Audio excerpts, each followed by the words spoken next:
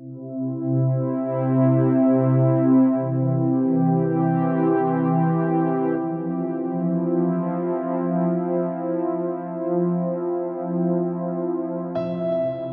of the difficulties is that in your relationship to the medical profession, they present it in a way that you find yourself spending all of your time thinking and looking into and reading material about your condition, reading material about cancer, looking into it, asking questions about it, talking to other people about it. You become consumed by a condition that consumes you.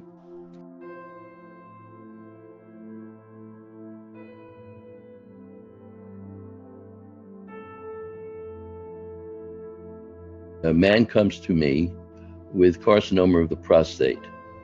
Comes to me in September.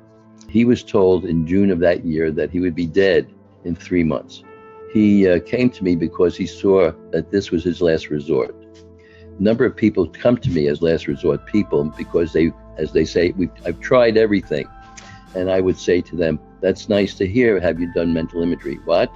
I don't know about that, but I did find out I didn't do that. Okay, you tried almost everything.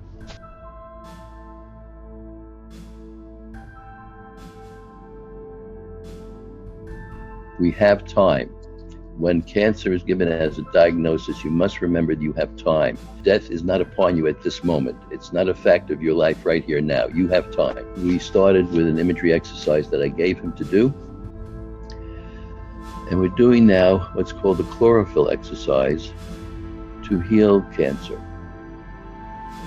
And I asked him to come back in 3 weeks to let me know. I didn't need to see him. He needed to do the work himself because the work of this self-healing requires your responsibility and taking it on yourself to do it on your own.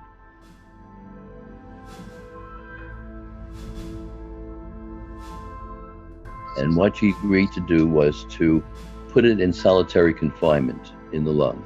She built a wall around it. There was no light, there was no air, and she wouldn't even allow a slot for it to slip the food in.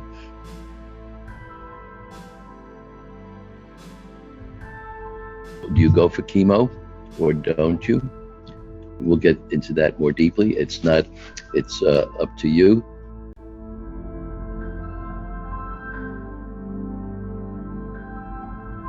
And he came back after 3 weeks and he told me what he was experiencing. And he said his urinary problems had disappeared. There was no lower abdominal pain. He was feeling energetic and everything was going well. And he seemed to be in very fine shape. And he said he was eating well and sleeping well and all of that. And I said, you're healed. And he said, that's ridiculous. What are you talking about? That in 3 weeks, we're teaching you to take charge of your inner state of being, that when you do that, it also has the effects of taking charge of your outer state of being. What we're doing here is reintroducing the processes of mind through the function of the mental life to affect and to reflect itself rather in the physiology and biology of our existence. That's the way it was and understood over many millennia. And it never died. It was submerged, and we're bringing it back to the surface.